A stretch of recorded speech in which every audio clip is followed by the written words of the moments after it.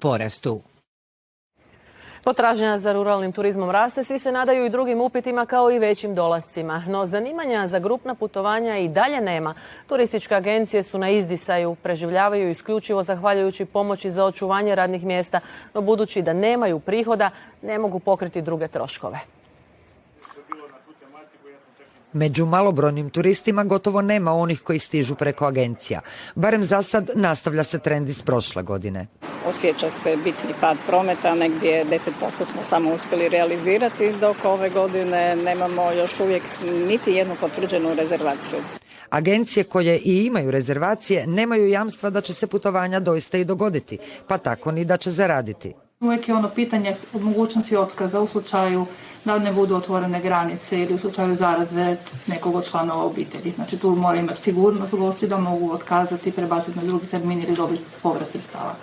Najteže je agencijama koje organiziraju isključivo kongrese i grupna putovanja poput školskih ekskurzija ili izleta u inozemstvo. Nažalost, naše poslovanje je još uvijek u mirovanju. Jednostavno, prihoda nema. Depozite putnika agencije su uplatile hotelima u inozemstvu, no povrat novca za neostvarena putovanja nisu dobile. Klijenti pak čekaju povrat svojih uplata. Bilo je dogovoreno da se to pokrije kreditnim sredstvima HBOR-a, odnosno HAMAG BICRA sa garancijom države. Međutim, ponavljam, osim najava i nekih razgovora, još uvijek nema operativno nikakvih kredita. Osim za radnike, agencije nikakvu drugu pomoć nisu dobile, jer za razliku od hotela i restorana nisu bile formalno zatvorene, iako u stvarnosti nisu radile. Ukoliko ne bude sluha da država da nekakve jednokratne bespovratne pomoći ili da se barem uđe pod žurno u hitno biti u mjeru ishodovanja pokrivanja fiksnih troškova, bit će jednostavno teško. Agencije u Istri traže pomoći lokalnih struktura. Za sad je onima u Puli, smještenima u gradskim prostorima, smanjena najamnina. A hoće li turističke agencije dobiti pomoć kako napreduje cijepljenje turističkih djelatnika, te što uopće možemo očekivati od turističke sezone, reći će nam ministrica Nikolina Brnjac. S njom razgovara kolega Branko Nađvinski. Hvala Marta. Ministrice Brnjac, dobro vam večer, dobrodošli u Dnevnik. Dobro večer vama i vašim gledateljima. Nadovežimo se odmah na ovaj prilog kojeg smo vidjeli. Kakvu pomoć zapravo te turističke agencije koje su uistinu na izdisaju jer posla za njih zapravo nema, mogu očekivati? Mogu li očekivati možda neku, kako kažu, jednokratnu pomoć ili barem nadoknadu fiksnih troškova? Pa baš onako kao što ste rekli u prilogu samom. Prvo je krenulo se sa mjerama za očuvanje radnih mjesta, a nakon toga je država, odnosno kreditima, državnim jamstvima od 1,5 milijarde kuna, osiguranim sa 100% jamstvom za mala i srednja poduzeća i 90% jamstva za velika, upravo s ciljem da se osiguraju takvi slučajevi i sama likvidnost.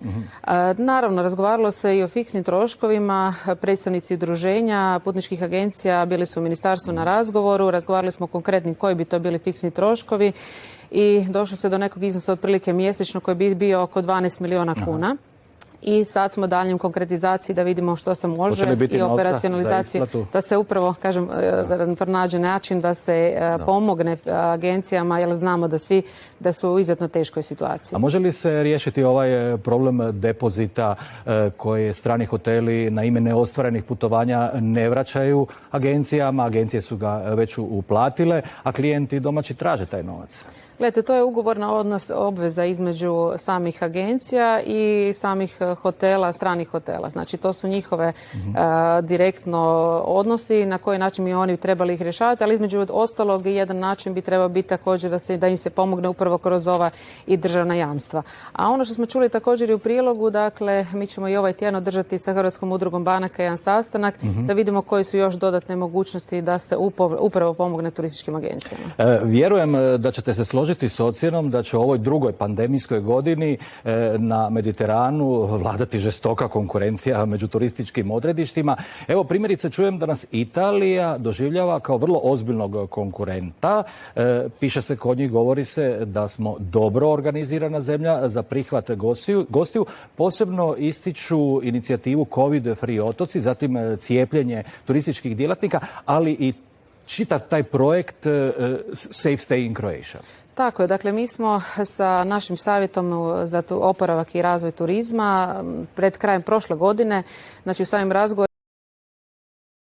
počeli se pripremati za iduću turističku godinu, dakle ovu, i raspravili smo koji su sve to koraci, šta bi trebalo napraviti. Dakle, zajedničku suradnji sa turističkim sektorom pokrenut je i projekt Safe Stay, znači kojem nije bio cilj samo uključiti turistički sektor, već sve dionike koji su vezani uz turistički sektor, od nacionalnih parkova, muzeja, kazališta i tako dalje. Dakle, drugi korak je bio također i osigurati dovoljan broj punktova za testiranje samih turista. I evo, mi smo počeli razgovore. Ja sam bila u petak u Dubrovačko-neretvanskoj županiji sa županom, imali smo razgovor i sa direktorom regionalne turističke zajednice da vidimo u kojoj su fazi njihov prijedlog punktova. Zamolili smo i da ih još povećaju taj broj punktova, tako da se omogući dovoljan broj punktova za same turiste. Razgovarali smo i sa ravnateljem zavoda vezano uz samo cijepljenje. Mislim, znate da je sad počelo prvo organizirano, dakle cijepljenje u suradnji sa Hrvatskim zavodom za javno zdravstvo, u suradnji sa Ministarstvom zdravstva i regionalnim zavodima. Počelo je u Dubrovniku. Koliko je do sada turističkih cijepljeno? Cijepljeno? Gdje se zapravo ta akcija dalje nastavlja, možda već i ovaj sljedeći tjedan? Pa dakle, u Dubrovniku je počelo sa nekih 430 turističkih djelatnika, upravo prema onim popisima što su nam sami strukovne udruge i poslodavci slali, i to se dakle dalje šalje prema regionalnim zavodima za javno zdravstvo, i regionalni zavodi za javno zdravstvo moraju dalje organizirati samo cijepljenje turističkih djelatnika. Svi znaju da nam je to sad prioritet i stoga ih pozivam i da dalje kontinuirano zovu redovito sve turističke djelatnike na cijepljenje. A što se tiče daljnjih koraka, sljedeći tjedan već kreće se sa Istarskom županijom, nakon toga i Šibensko-kninska, Splitsko-dalmatinska, pa sve županije dolaze paralelno, dakle sve na cijepljenje. Europarlamentarni zastupnik Walter Flego od Europske unije će zatražiti da se detaljnije označe regije u kojima prijeti, odnosno ne prijeti veliki rizik od zaraze. On smatra da ova postojeća europska karta je da je zapravo nepravedna prema našim turističkim djelatnicima, prema privatnim iznajmljivačima, ali i prema odgovornim regionalnim vlastima. Što mislite o toj inicijativi? Kako zapravo sad izgleda ta europska karta rizika i gdje se tu Hrvatska nalazi? Znam da smo recimo za Njemačku i dalje na crvenoj listi. Pa dakle, upoznata sam s tom inicijativom, međutim na karti ECDC-a dakle postoji Hrvatska upravo po županijama i vi možete vidjeti točno kakva je situacija, 14-dnevna incidencija po svakoj županiji. Dakle, što se tiče reopena, tamo je po NUC regijama 2, dakle stavljena, i mi smo na naše stalno predstavništvo u Briselu u redovitoj komunikaciji sa službama Europske komisije, dakle, i ono što je dogovoreno da ćemo staviti također i link na Safe Stay in Croatia, upravo s tim ciljem. Jedan je tog projekta da imamo i po svim županijama, a osim po županijama, dakle, stavit ćemo i stanje kakvo je po otocima.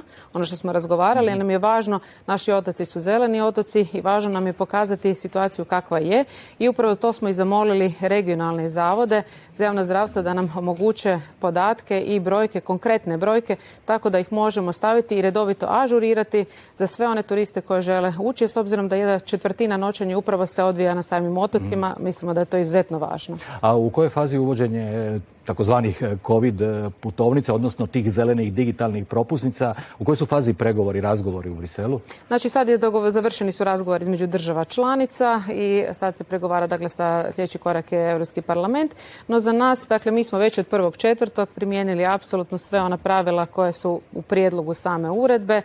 To znači vrlo jednostavno, svi oni koji su cijepljeni, oni koji su preboljeli ili oni koji će donijeti negativan test, znači mogu ući u Republiku Hrvatsku kao i državljanih trećih zemalja.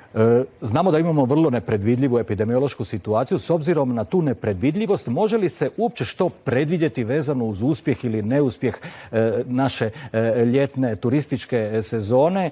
Sjetimo se, prošle godine smo ostvarili nekakvih 50% u odnosu na 2019. Usuđujete li se možda izaći s nekakvim postotkom? Pa gledajte, s obzirom na sve ove korake što ste nabrojali, što je sad evo i Italija pobrojala da smo napravili za pripremu same turističke sezone, s obzirom na cijepljenje sada koje je krenulo i sa turističkim djelatnicima i s obzirom da je vlada izdvojila i 20 milijuna kuna za nabavku antigenskih testova, S obzirom na projekt Safe Stay, mi se nadamo da bi epidemiološka situacija, ukoliko se popravi, sigurno bi mogli i dostići puno bolje i brojke, ali to sve naravno ovisi o epidemiološkoj situaciji. Nadajmo se punjenja proračuna radi. Tako je. Hvala. Hvala vam puno što ste bili gošća večerašnjeg Dnevnika. Hvala vama. Marta. Svi se nadamo, Branko, dobroj turističkoj sezoni, kao i tome da će pandemija posustati.